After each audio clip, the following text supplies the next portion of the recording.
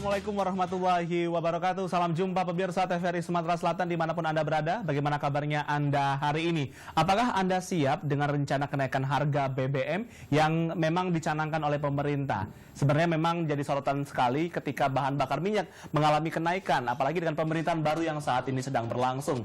Seperti apa dan bagaimana kenaikan harga BBM itu? Kali ini bersama saya Dede Hasan, inilah Publika TVRI Sumatera Selatan. Selama 1 jam ke depan, kami akan ajak Anda berbincang bersama kami tentunya di 311 454 atau juga di pesan singkat 0811 710 9003 dengan tema kita yaitu rencana kenaikan harga bahan bakar minyak. Langsung kami sapa narasumber yang sudah hadir di studio TVRI. Ada pakar energi Bapak Profesor Dr. Haji Taufik Toha Dea. Apa kabar Pak Prof Taufik?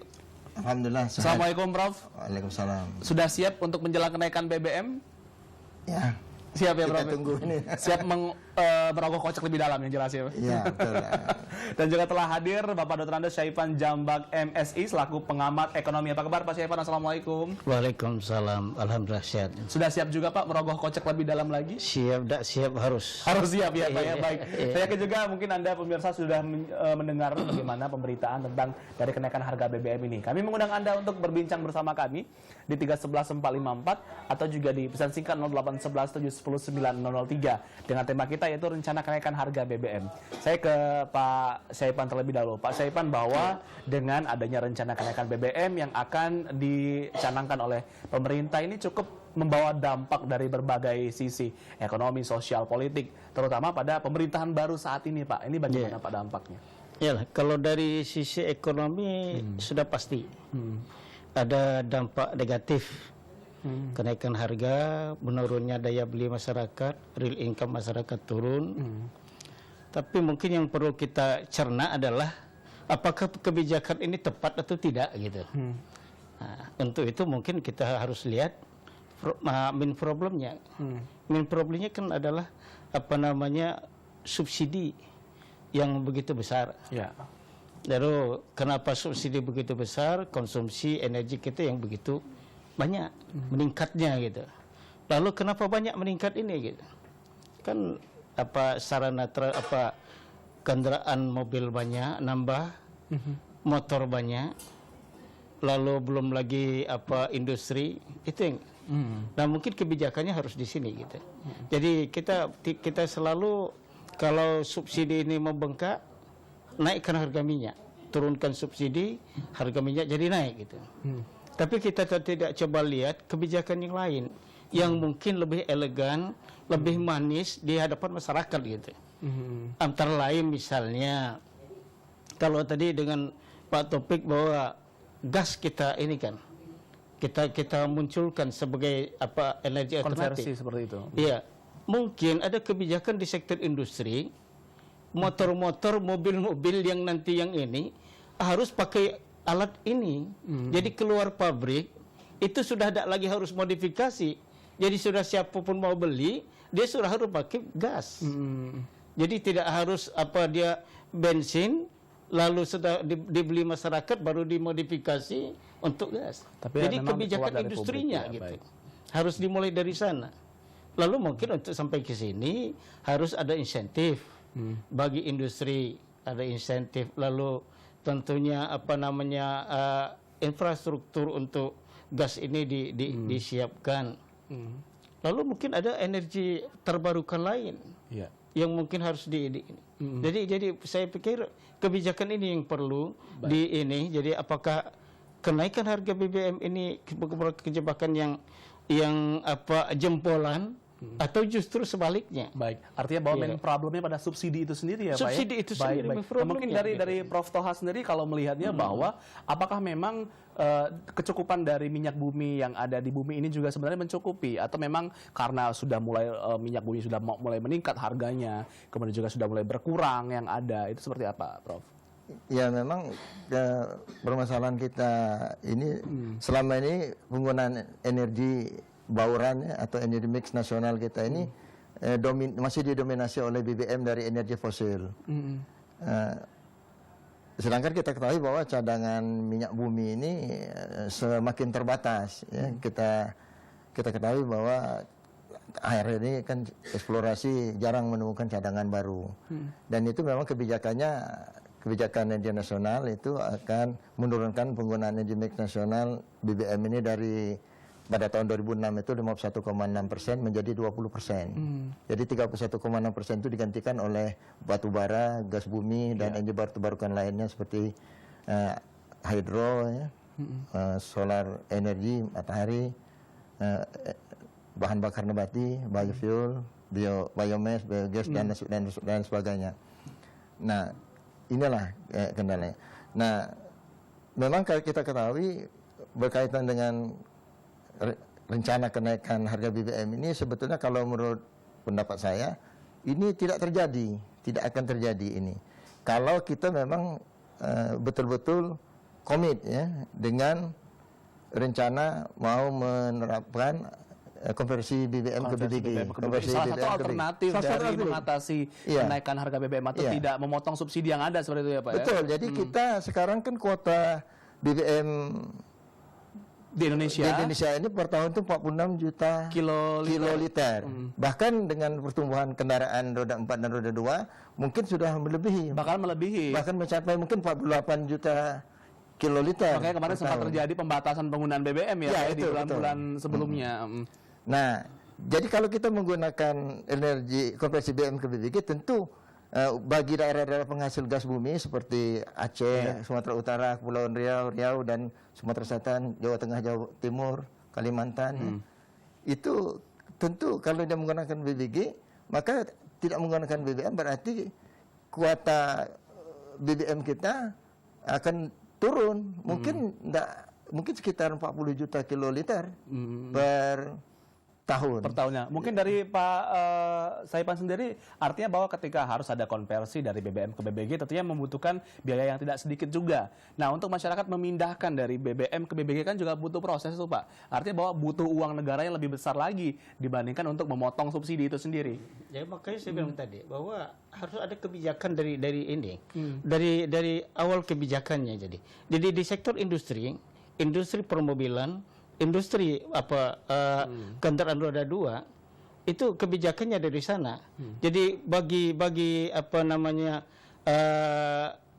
produser industri mobil, produser kendaraan motor, dia diminta untuk memproduksi motor yang berbahan baku gas, lalu mobil yang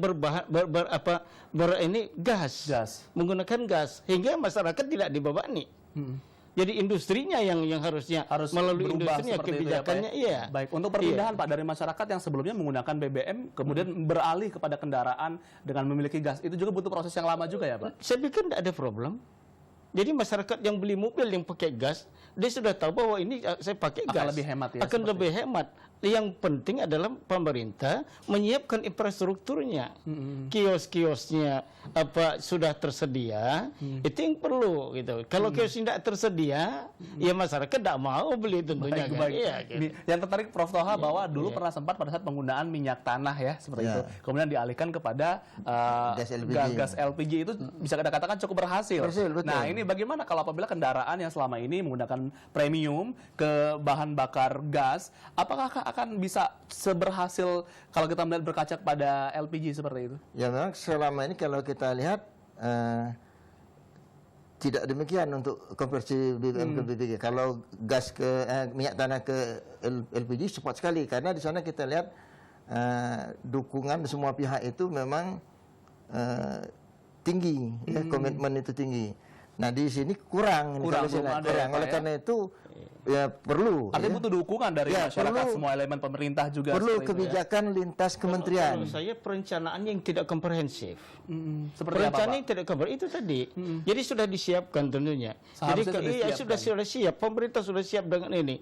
Waktu kebijakan dibuat bahwa industri mobil harus memproduksi mobil pakai gas, lalu motor pakai gas.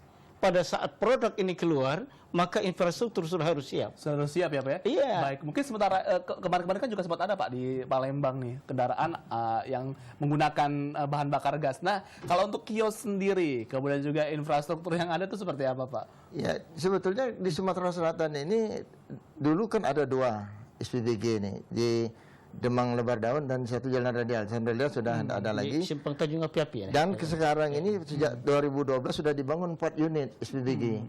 itu ada satu di Basuki Rahmat, SPBG Basuki Rahmat, SPBG Simpang Tanjung Api-Api, Rumah Susun, dan lagi Simpang Muara Ogan. Dari 4 unit SPBG ini yang baru operasi itu di Basuki Rahmat, dan itu pun konsumennya masih terbatas. Hanya tertentu saja Tentu seperti itu. masih sedikit. Ini. Sama di Jakarta, di area sekitar Jakarta juga, di Grogol, di Depok, di Mampang itu juga beroperasi SPBG, tapi juga ini konsumennya masih sedikit. Nah, ini kendala-kendalanya ini yang ada kendala-kendala. Mungkin kebijakan-kebijakan itu tadi ya, Itu Pak ya. tadi. Jadi apa? Masyarakat harus mengkonversi sendiri, Menggunakan alat sendiri, kendaraannya, merakit merakit sendiri, sehingga dia butuh kos tambahan kan. Ada margin ongkos yang harus dia keluarkan, dan masyarakat kan tidak mau rugi. Gitu. Artinya mau dibutuhkan kebijakan sebenarnya Prof. Soha ya. Iya. Baik, kami undang Anda pemirsa untuk bergabung bersama kami di 311-454. Sudah ada tampaknya penelpon. Selamat sore, Publika. Ya, Assalamualaikum. Assalamualaikum. Ya, waalaikumsalam. Dari Bapak siapa, Pak? Dari Adi di Kertapati. Pak Adi di Kerapati, silakan Pak Adi. Kita setuju saja, Pak ya. Rencana pemerintah tuh menaikkan harga sekitar 9.500 untuk bensin kan. Tapi di satu sisi kita sendiri melihat program pemerintah yang terdahulu kan ada energi baru dan terbarukan, Pak. Nah, itu bagaimana itu sosialisasi itu? Sedangkan kios gas yang ada di Sumsel sendiri itu kurang diaktifkan. Seperti halnya transmusi sekarang kan nggak jalan itu. Padahal program Pak Edi Santana dulu transmusi itu sudah ya, Pak, ya? menyebar di minimal lah kabupaten kota Sumsel kan. Seperti di Banyasin dan Indralaya. Nah, sekarang terkendala bagaimana kondisi transmusi itu sendiri. Padahal itu bagus program Pak Edi Santana itu kan. Seperti halnya bis kota, akhir 2014 itu ditargetkan sudah nggak ada lagi. Ini makin menjamur bis kota yang menggunakan bensin ataupun solar yang merusak polusi udara di Sumatera Selatan sendiri. Nah, itu bagaimana dari pakar energi yang ada di Sumsel ini menanggapi hal itu kan. Baik. Terima kasih, Pak. Baik, terima kasih Pak Andi. Waalaikumsalam warahmatullahi wabarakatuh. Terima kasih sudah bergabung bersama kami di 311-454. Ini sangat menarik ya Pak ya, tentang bagaimana sebenarnya pengoptimalan transportasi umum. Tapi nanti dijawabnya Pak. Kami akan kembali pemirsa tentunya selesai jeda pariwara berikut ini.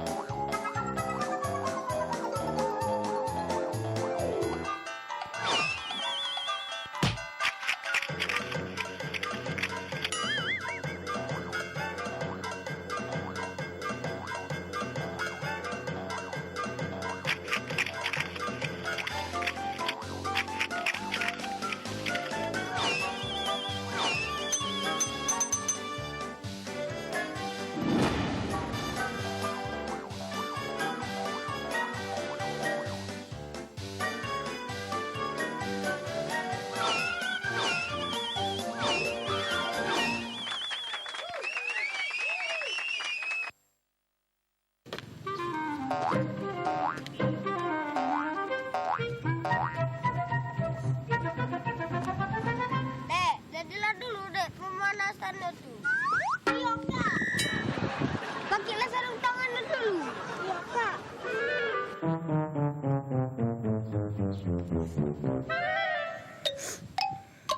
Dek, sudah belum dek? Sudah kak. Mana? Iya kak. Bukanlah itu dek, saya.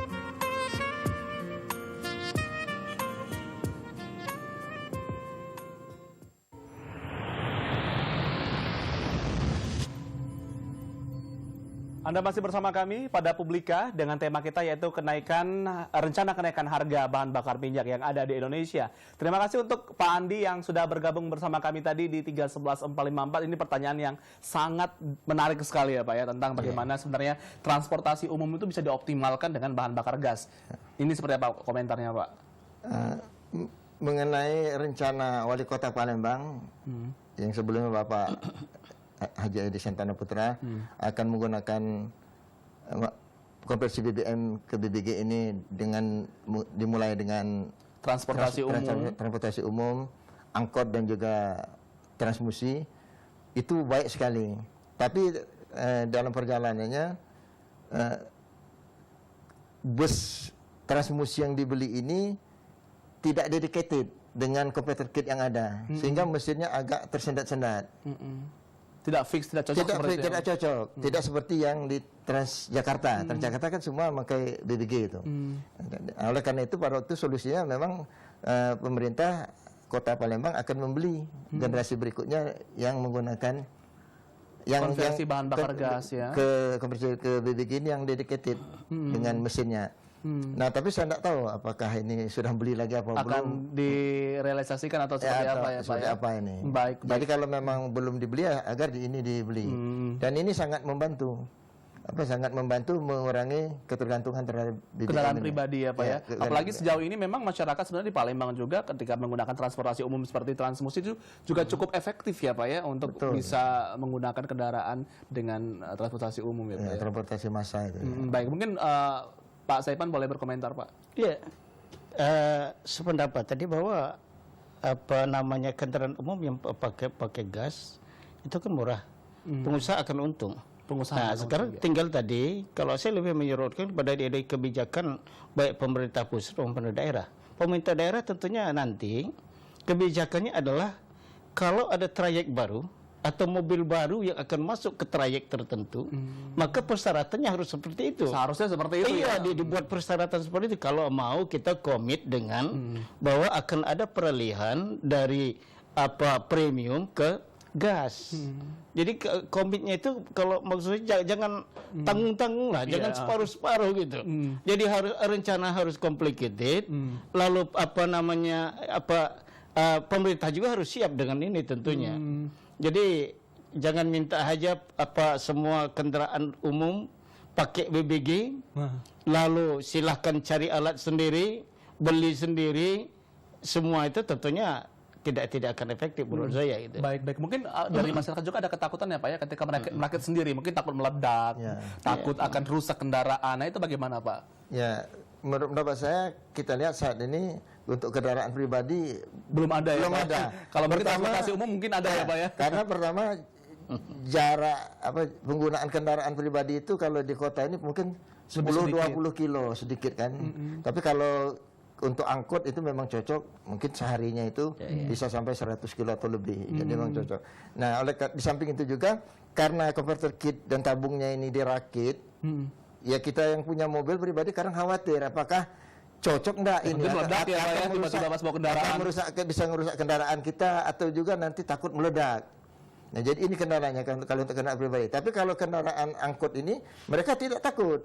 Hanya kendalanya tidak punya uang untuk biaya membeli converter kit yang saat ini harganya 15 juta. Harga 15 juta rupiah. Converter kit beserta tabungnya yang 12 kilo. Itu cukup memberatkan para pengusaha kendaraan umum ya Pak ya? Ya, oleh karena itu ya memang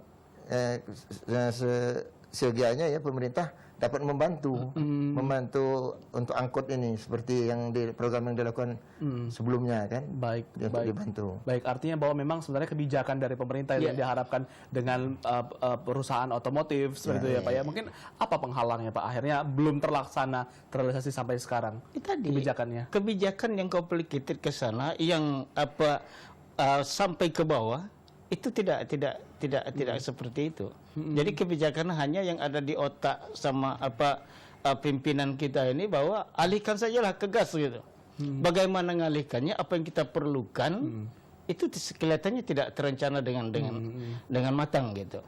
Karena hanya dengan alasan bahwa gas kita banyak, murah, kalau premium mahal, maka kita alihkan. Bagaimana mengalihkannya, apa yang harus dilakukan, infrastruktur apa yang harus disiapkan, itu yang tidak sampai, menurut saya tidak sampai, karena saya tidak ketemu di mana planning pemerintah sampai ke situ. Gitu. Baik, sejauh ini mungkin Profesor Toha selaku pakar energi pernah nggak diajak ini Pak diskusi tentang masalah konversi dari BBM ke BBG untuk kendaraan, karena ini juga cukup bisa mengatasi alternatif dari penggunaan BBM yang berlebihan di masyarakat sendiri. Ya, ini memang konversi BBM BBG ini sudah diteliti kan, sudah diteliti. Sebenarnya sudah diteliti bersama, jadi ya? konsumsi bahan bakar untuk gas itu dengan premium memang lebih murah gas, karena harga 1 liter setara premium itu Rp3.000 per LSB liter setara premium. Sedangkan kalau 1 liter premium itu 6.500, jadi 3.500 selisihnya. Separuh. Nah, kalau jarak tempuhnya 1 LSB itu bisa 10 kilometer. Iya. Jadi kalau 1 liter premium juga 10 kilometer. Jadi bisa kalau sehari kita menggunakan 10 liter bisa 35.000 per hari. Kali 20 hari bisa 1.400.000 kan. Akan lebih hemat Ya, tentunya kan ya Pak ya. akan bisa menghemat uang 1.400.000. Jadi memang banyak. Apalagi kalau nanti pemerintah memang tidak bisa mencari solusi lain, masih tetap akan menaikkan harga BBM ini, itu akan tambah banyak lagi ininya apa? Selisih uangnya kan. Selisihnya dari 9.500 ke orang 6.500. Baik. Ini mungkin juga kalau berpikirnya Pak akan memicu juga Pak. Seandainya kalau harga BBM naik, apakah itu akan memicu akhirnya masyarakat berpindah ke BBG? Kalau seandainya nanti ada kebijakannya. Ya, persoalannya kan ongkos yang harus dipikul oleh masyarakat. Akan lebih tinggi ya Pak ya. Mereka sudah dibebani dengan kenaikan harga BBM, dibebani kan dampak dari BBM ini kan nanti inflasi gitu. Yang relatif cukup besar gitu. Biasanya kan kalau ada kenaikan BBM itu paling tidak tahun berikut inflasi year to year berikutnya adalah paling kecil 7%. Jadi inflasinya itu dampaknya cukup besar terhadap real income masyarakat. Daya beli masyarakat akan turun. Ditambah lagi harus ada cost yang lain. Baik. Mungkin kalau berapa lama inflasi itu akan bisa terjadi seperti itu Pak? Inflasi kan year to year. Jadi yang namanya inflasi itu kan fix harga itu. Akan selalu fix ya? Iya, tidak ada turunnya. Turun nanti kan dihitung, BPS akan menghitung indeks harga konsumen dari awal tahun, dari indeks awal dan indeks akhir. Itu selisihnya kan inflasi nanti. Baik, itu untuk berapa lama pun belum tahu ya Pak ya, seperti apa. Misalnya dalam arti bahwa inflasi tersebut akan ketika harga naik BBM bisa turun kembali. Satu periode tetap. Dia tidak akan turun kembali. Tidak akan turun kembali. Kalau turun kembali bukan inflasi namanya.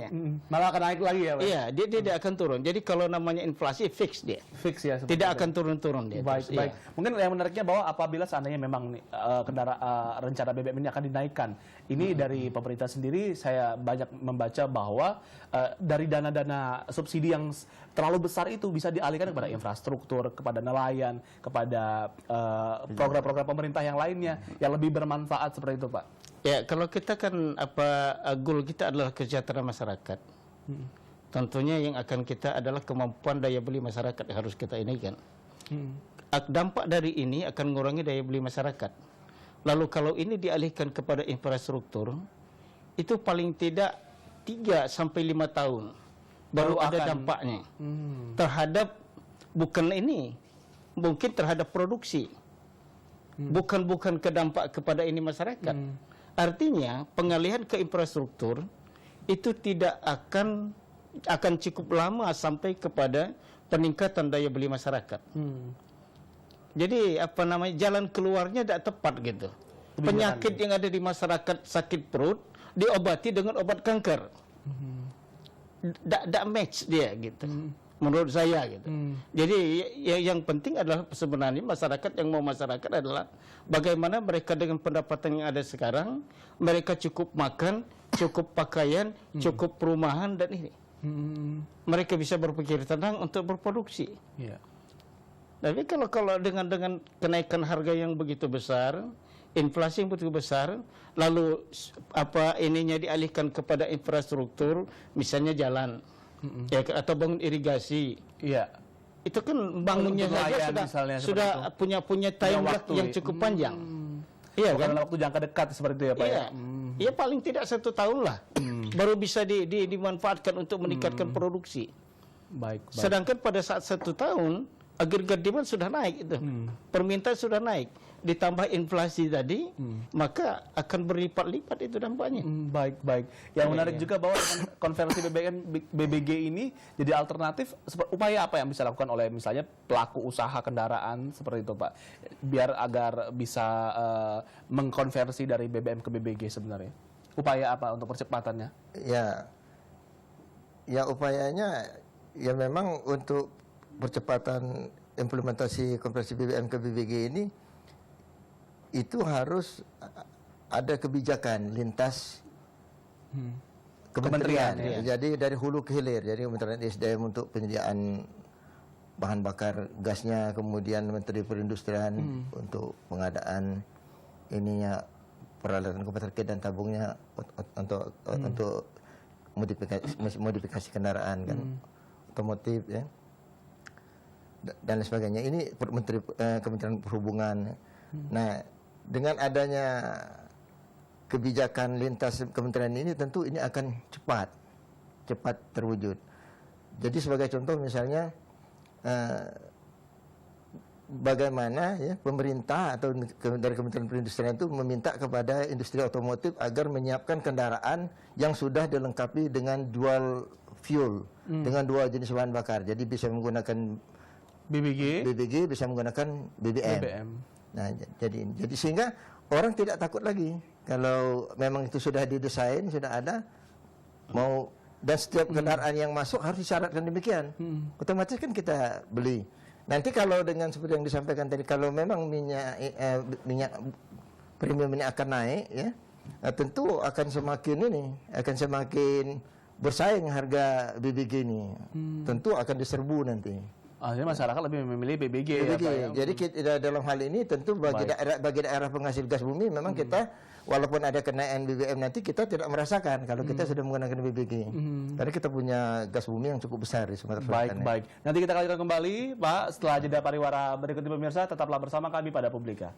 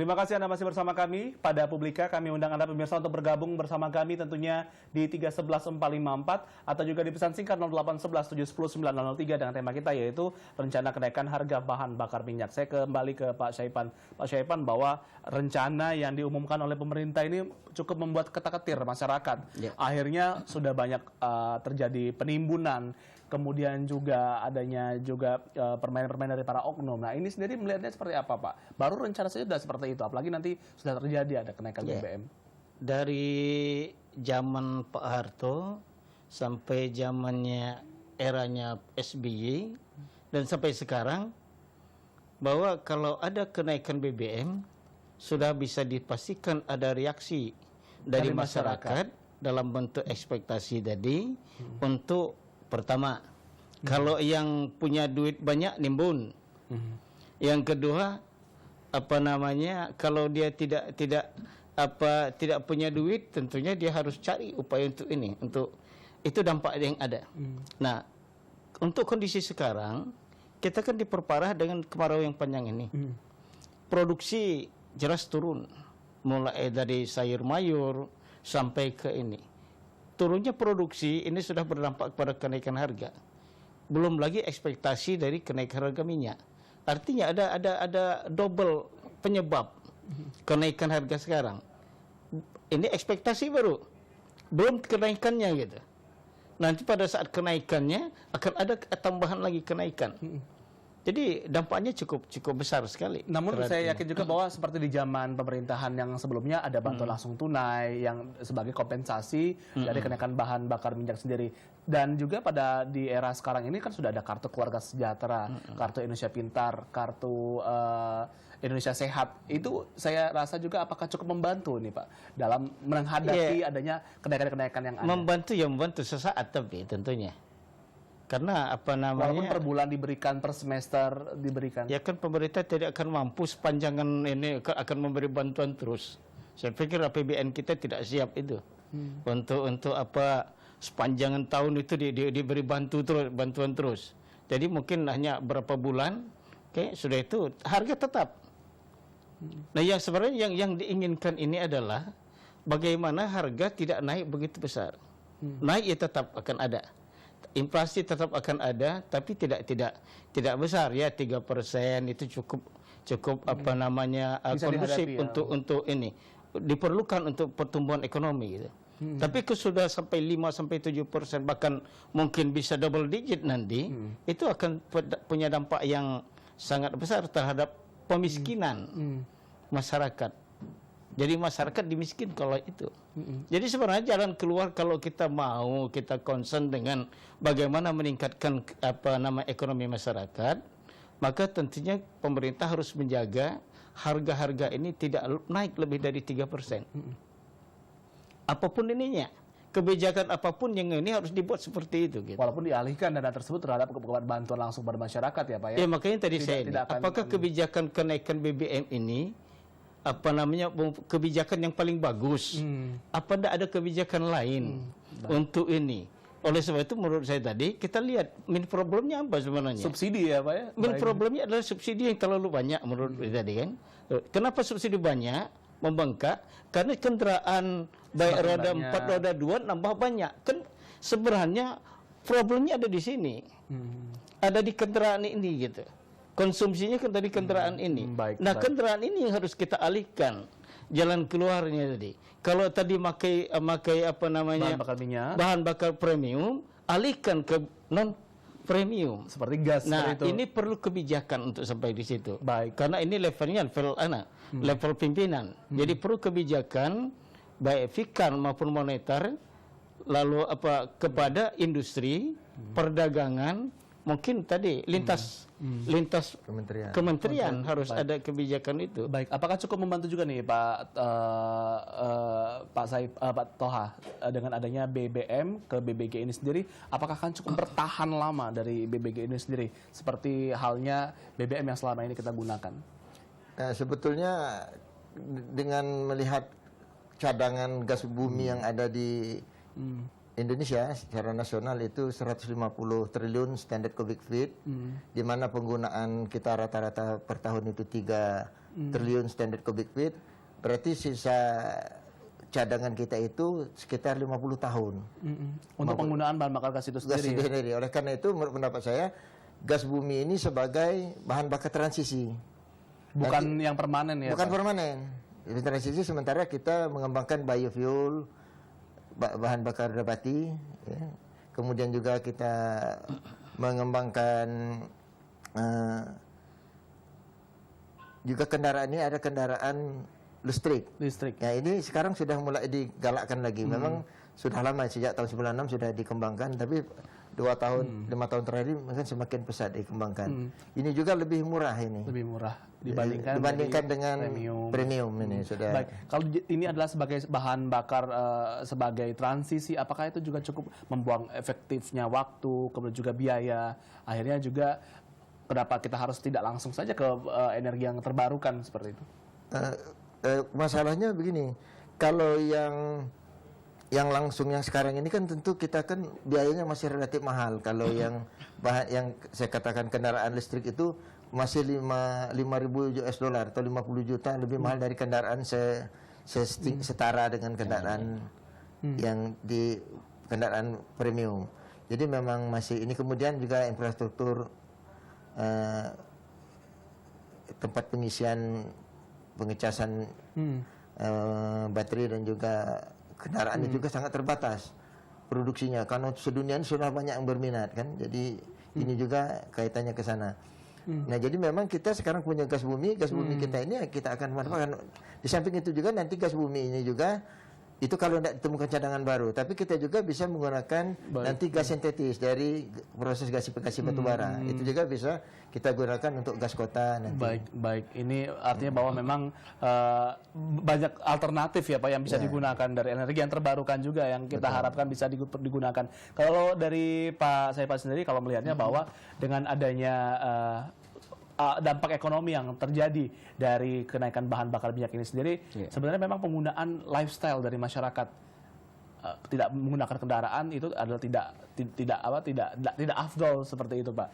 Tidak memiliki motor tidak afdol. Artinya bahwa butuh penekanan mungkin orang 500.000 saja sudah cukup bisa DP motor seperti itu. Saya sependapat itu. Jadi gaya hidup sekarang kan memang seperti itu. Kita kan baru beranjak sebenarnya dari bawah ke middle.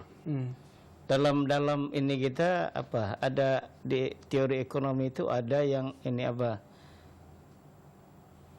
perubahan perubahan ini membuat kita kalau istilah kita sekarang kan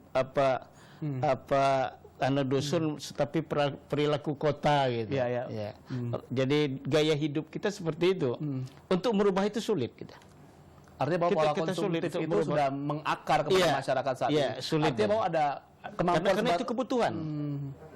Kebutuhan hidup dia selama ini. Artinya ada kemampuan Pak dari masyarakat artinya. Itu tadi. Mau tidak mau dia harus penuhi itu. Apapun jalannya. Dampak sosialnya nanti jangan-jangan nanti pencurian akan lebih marak, perampokan akan lebih marak. Itu dampak sosialnya nanti. Kenapa? Karena mereka tetap akan memenuhi itu. Kalau mereka punya motor, tidak mungkin motornya tidak dipakai di rumah. Diparkir saja. Kalau dia punya mobil, tidak mungkin mobilnya diparkir saja. Tetap akan dia pakai. Bensinnya dari mana? Nanti urusan belakang. Baik.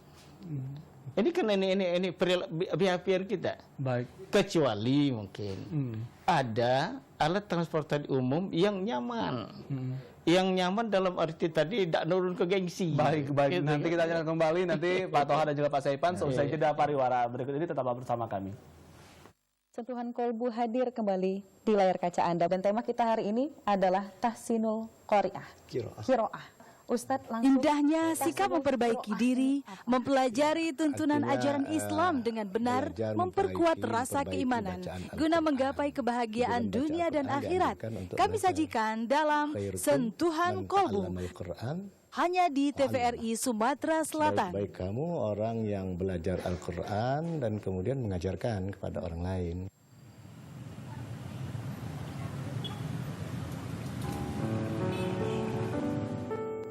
Apa itu, Nak? Oh, itu bola, Pak.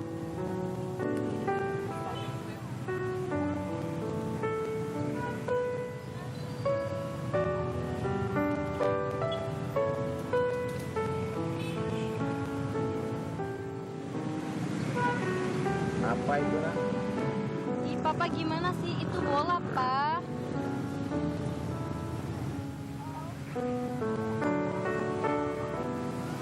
Itu apa, Nak? Itu bola, Pa.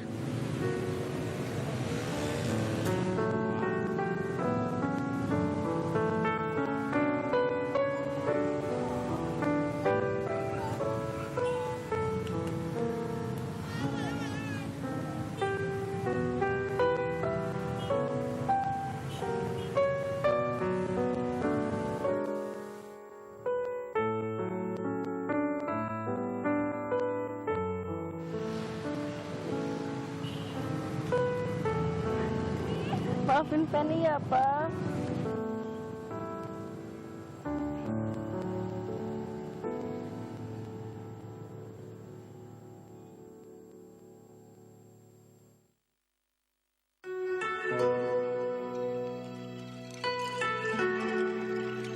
Kampung Kapitan, jejak peradaban komunitas masyarakat Tionghoa di Palembang.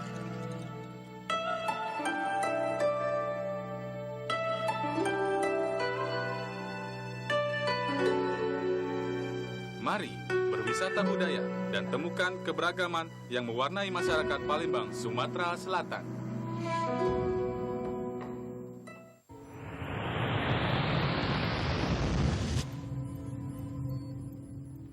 Anda masih bersama kami pada Publika. Kami undang Anda pemirsa untuk bergabung bersama kami tentunya di 311454 dengan tema kita yaitu rencana kenaikan harga bahan bakar minyak. Hadir bersama kami pakar energi Profesor Dr. Haji Taufik Toha dan juga pengamat ekonomi Dr. Andes Saipan Jambak MSI. Saya ke Pak Toha. Pak Toha, kalau melihatnya bahwa kalau kita belajar dari negara tetangga seperti itu, misalnya bagaimana kebijakan energi yang mereka pakai yang akhirnya itu bisa bermanfaat bagi semua lapisan elemen masyarakat, itu seperti apa, Pak? Ya, seperti misalnya kebijakan konversi BBM ke BBG ini, seperti yang kita ketahui bahwa di Pakistan, di Pakistan itu juga pertama kendala juga untuk membeli converter kit itu, tapi pemerintah setempat menjual converter kit beserta tabungnya itu, tapi si pemilik kendaraan tidak membayar pajak selama 5 tahun. Jadi ini tidak dibebaskan bayar pajak selama 5 tahun. Dan ternyata ini diminati dan sudah jalan ini. Jadi memang harus ada kebijakan. Seperti kita juga. Kita ini sebetulnya sudah ada kebijakan. Misalnya mobil dinas harus menggunakan pertama Pertadek, itu sudah jalan kita. Kita patuh, kita beli, ya. Ini kita ikuti. Nah, tapi kadang-kadang bahan bakarnya sendiri tidak ada. Pertadek itu tidak ada. Akhirnya kita beli solar subsidi lagi. Jadi memang kesiapan infrastruktur dan juga bahan bakarnya sendiri ini yang jadi membuat kebijakan itu tidak bisa dijalankan. Jadi memang menurut saya ya kalau ini sudah dijalankan ya kebijakan konversi BBM ke BBG ini ya 2 tahun yang lalu ya. Ini saya rasa tidak akan terjadi ini. Tidak akan terjadi masalah untuk naikkan harga BBM ini. Jelas kuota BBM kita akan di bawah 46 juta kiloliter per tahun. Apabila kita sudah ada daerah-daerah yang penghasil gas bumi ini sudah menerapkan konversi ke BBG ini. Artinya bahwa memang dibutuhkan sekali kebijakan pemerintah yang memang bisa membantu masyarakat seperti itu ya, Pak. Ya? Baik, kalau dari Pak Saipan sendiri melihatnya ini adalah kondisi main problemnya adalah subsidi itu sendiri. Apakah memang juga ini ada dampak terhadap misalnya lambannya lajunya perekonomian yang ada di Indonesia sehingga seharusnya memang dinaikkan seperti itu? Tidak. Jadi ini tidak ada kaitan dengan kecepatan pertumbuhan kita. Justru kecepatan pertumbuhan kita yang menyebabkan masyarakat punya kenaikan income, kenaikan mereka mampu beli kendaraan. Kan kendaraan ini menyebabkan kebutuhan BBM yang semakin banyak ini. Justru percepatan pertumbuhan kita yang berdampak positif terhadap konsumsi energi yang ini. Tapi tadi persoalan menurut saya tadi kita tidak punya planning yang jelas mau arah kemana kita. Kalau memang arah kita tadi mau ke BBG, tentunya harus ada rencana dan kebijakan yang komprehensif untuk sampai ke sini, sehingga tidak tanggung-tanggung tadi ininya gitu. Langkah lain selain alternatif dengan penggunaan dari BBM ke BBG, apakah ada langkah yang lebih bijak lagi Pak selain menaikkan harga BBM? Ya, tadi Bapak pertanyaan saya tadi, apakah ini kebijakan yang paling bagus? Mungkin dari kita diskusi, jawabannya tidak. Ada kebijakan-kebijakan lain mungkin harus ditempuh selain menaikkan ini tadi. Kebijakannya itu tadi adalah memberikan membatasi konsumsi BBM yang bersubsidi, tapi bukan dengan cara seperti sekarang. Caranya itu tadi, kalau kita sudah tahu pertambahan kendaraan bermotor penyebab peningkatan ini, maka pertambahan ini yang harus dialihkan gitu.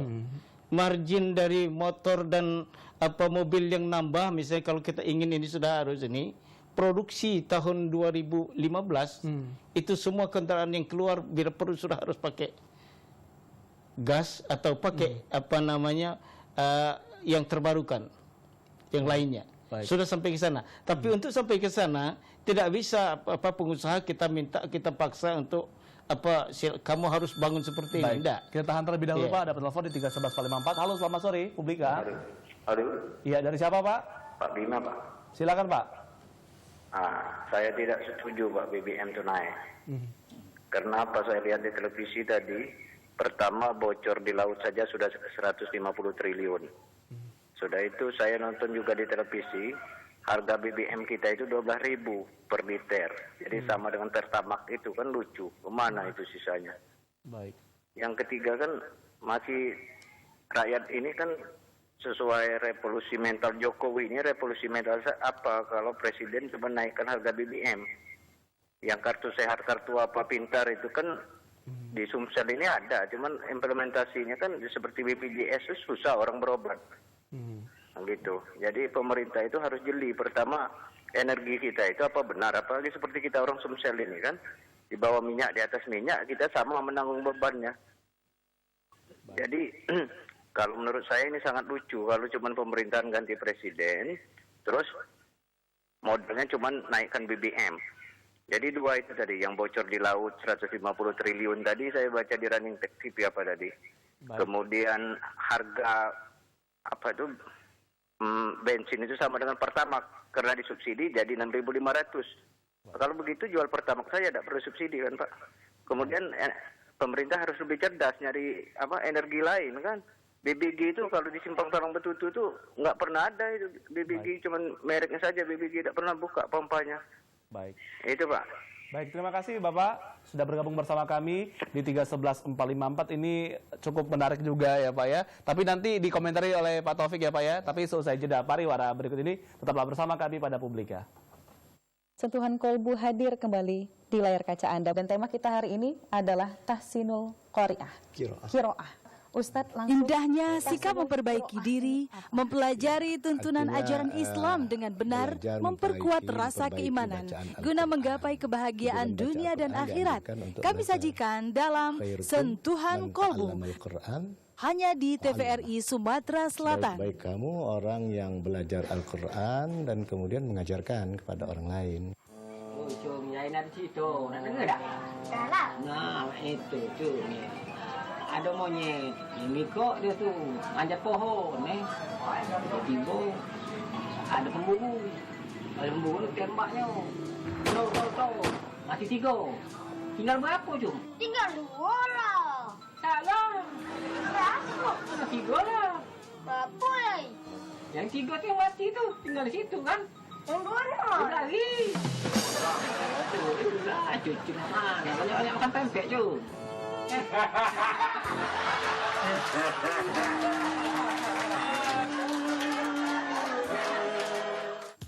Peraturan perundang-undangan di bidang pengendalian kebakaran hutan dan lahan. Sanksi pidana KUHP A pasal 187 apabila dengan sengaja menimbulkan kebakaran dikenakan sanksi pidana kurungan 12 tahun. B pasal 188 apabila karena kealpaan atau kesalahan menyebabkan kebakaran, dikenai sanksi pidana kurungan 5 tahun.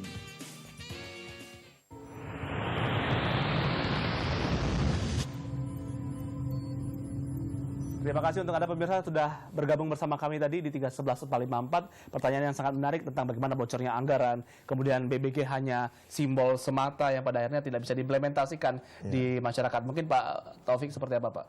Ya, mengenai yang konversi BBM ke BBG ini kan sudah sejak lama ini. Sebenarnya sudah lama. Sejak tahun 96 sudah dicanangkan. Ya. Dan ini ya sebenarnya kalau menurut pendapat saya ini keseriusan pemerintah itu tidak ada. Tidak ada, jadi hanya ngomong saja. Seperti sekarang ini kan sudah selesai itu sudah 1 tahun yang lalu itu. Yang 4 SPBG yang disumbangan dari Kementerian SDM itu. Sampai sekarang hanya 1 beroperasi. Nah, itu pun tidak sepenuhnya dioptimalkan. Oleh karena itu ya mungkin ini tadi harus segera dicari langkah-langkahnya kan. Misalnya diwajibkan seperti saya katakan kebijakan kendaraan yang baru itu dengan pihak otomotif langsung dilengkapi jual fuel itu 2 bahan bakar BBM dan BBG. Nah, sehingga orang otomatis beli akan menggunakan itu. Nah, dan memang saya juga tidak sependapat juga sebetulnya kenaikan BBM ini dinaikkan itu. Jadi dampaknya juga cukup menyusahkan masyarakat ini kan kalau dinaikkan. Dan juga kita tidak tahu hitung-hitungannya itu bagaimana, berapa biaya itu. Harusnya diuraikan itu, berapa cost lifting oil itu berapa kan, biaya produksinya, biaya proses. Nah itu harus diperhitungkan itu. Juga harga minyak mentah itu kan juga harus diperhitungkan. Sehingga tahu berapa betul yang harus dinaikkan itu. Kalau seperti sekarang ini kan naik sekian, ketika kita nggak jelas. Dan juga mungkin ada inefisiensi di dalam itu. Kalau inefisiensi itu dibenahi mungkin tidak perlu naik. Kosnya akan turun. Mungkin dari Pak Saiman sendiri, apakah memang sebenarnya kita tuh harus membutuhkan dari pendapatan yang lebih besar lagi, pendapatan negara agar bisa menutupi subsidi tersebut? Misalnya seperti itu. Enggak, itu tadi kita kan selalu terobsesi dengan anggaran defisit gitu. Ya kan? Anggaran itu mereka kebijakan fiskal itu. Jadi memang disengaja kita defisit dengan goal adalah supaya ada dorongan terhadap pertumbuhan ekonomi. Defisit dari mana? Bayarnya adalah pertama dari utang dari masyarakat. Yang kedua adalah dari mencetak uang baru. Kenapa harus ada utang? Karena mencetak uang baru ini tidak sembarangan. Harus ada kebijakan yang ada yang harus seimbang dengan pertumbuhan ekonomi kita. Kalau dia melebihi itu, dampaknya adalah inflasi. Oleh sebab harus seimbang. Jadi kalau defisit kita besar, lebih besar dari itu, maka kita harus minjam dari masyarakat atau minjam dari luar. Mana yang kita dapat, dan sebenarnya yang lebih untung adalah minjam dari masyarakat kita gitu. Jadi tidak ada hubungan dengan pendapatan ini yang lebih besar, yang pajak lebih besar, yang diperbesar lagi. Nah sekarang yang ini tadi dari pembiayaan kita sebahagian digunakan untuk subsidi. Jadi problemnya ada di subsidi ini sebenarnya. Jadi kalau subsidinya mungkin sedikit, dana tadi digunakan untuk membangun lain, termasuk ini yang diinikan oleh Pak Jokowi ke infrastruktur. Dialihkan ke sana. Tapi ngalihkannya bukan motong. Maunya adalah memang konsumsi energi kita yang tidak naik seperti sekarang ini. Nah, bagaimana supaya konsumsi ini tidak naik? Seperti saya katakan tadi, butuh kebijakan. Mungkinkah bisa seandainya kebijakan membatasi otomotif dengan memproduksi kendaraan yang berlebihan? Bisakah seperti itu? Tidak bisa. Tidak bisa. Itu tidak bisa itu. Justru kita nanti akan berdampak kepada industri otomotif lari dari kita. Akan lari. Kalau lari dari kita, pengangguran kita akan tambah banyak. Oleh sebab itu, tetap mereka silakan jalan, tapi inilah kebijakan kami. Tolong kamu, kalau menghasilkan produk mobilnya harus pakai ini nanti. Lalu untuk pakai ini, kami sudah punya kebijakan. Gasnya ada, ininya cukup. Sehingga masyarakat tidak ada kesulitan. Kalau sekarang kan, kenapa BBG itu tidak operasional, karena tidak ada yang minta. Yang minta kan adalah bus umum dan taksi-taksi ini kan, oplet kan? Ya, kendaraan umum. Kendaraan umum. Nah, yang kendaraan umum ini tidak banyak yang bisa ini tadi ada yang takut. karena memang tidak terbiasa. Iya. Ada yang memang kosnya terlalu tinggi. Pengusaha cukup mahal juga ya Pak, 15 juta ya Pak. 15 juta kos tinggi. Baik, Ini penyebab jadi enak. Sehingga maksud saya tadi bahwa kebijakannya harus komprehensif, mencangkut yang kecil-kecil ini tadi. Baik. Sehingga waktu ini diaplikasikan, semua sudah bisa jalan. Baik. Mungkin harapan dari Pak Taufik sendiri seperti apa Pak? Dengan adanya kenaikan BBM ini sudah selayaknya alternatifnya ada penggunaan BBG seperti itu. Ya, jadi begini, kalau memang pemerintah tidak mampu mencari jalan yang lain untuk mengatasi membekaknya subsidi ini, ya kalau juga memang harus dinaikkan ya, jangan terlalu tinggi kenaikan, harus diperhitungkan betul kenaikan ini. Ya. Di samping itu juga dibarengi dengan konversi BBM ke BBG ini agar terus dilaksanakan untuk membantu masyarakat untuk menggunakan bahan bakar murah. Baik. Dan ramah lingkungan, baik itu untuk sektor transportasi, rumah tangga, dan industri. Oleh karena itu, menurut saya untuk mewujudkan percepatan konversi BBM ke BBG ini perlu kebijakan lintas kementerian, baik dari hulu maupun sampai ke hilir. Iya, baik. Demikian. Dan pengembangan dari energi terbarukan sendiri ya tentunya ini diharapkan dari masyarakat juga dipercepat ya Pak ya? Ya, itu terus dikembangkan. Seperti misalnya dengan energi surya, seperti itu. Energi surya, energi biofuel, biomass itu. Selama ini untuk dikembangkan secara efektif pun itu belum bisa mencapai tahap yang diinginkan ya Pak ya? Ya, karena masih belum kompetitif dengan pasarnya belum ada seperti itu ya. Baik, kosnya masih tinggi ya. Baik, mungkin dari Pak Saifat sendiri apa yang diharapkan dari masyarakat kepada pemerintah? Kenaikan harga BBM memang sangat cukup memberatkan. Saya yakin juga bahwa kebijakan yang ada sudah ada hitung-hitungan ya. Mungkin kita saja yang akhirnya belum mengetahui seperti apa sih detailnya. Seperti apa Pak?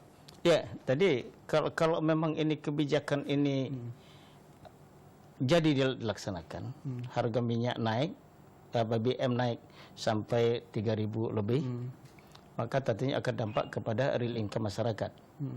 Ya paling kita bisa ini himbau masyarakat bersabarlah gitu dengan anggap saja ini musibah bagi kita. Jadi bersabarlah dengan musibah ini, mudah-mudahan kita bisa mengatasinya ke depan. Baik. Tapi bagi pemerintah mungkin kalau saya tadi sarankan, cobalah cari alternatif lain ya Pak ya. Iya, dari menaikkan ini karena tadi mengalihkan subsidi ke infrastruktur, ke hal yang katanya produktif tadi tidak membantu kita untuk meningkatkan kesejahteraan masyarakat. Terima kasih Bapak sudah hadir dan juga Pak Taufik dan juga Pak Saifat telah hadir pada Publika kali ini. Dan terima kasih untuk Anda pemirsa sudah bergabung bersama kami dan mohon maaf apabila ada salah dari kami. Saya Didi Hasan atas nama kerabat kerja petugas. Terima kasih. Wassalamualaikum warahmatullahi wabarakatuh. Waalaikumsalam.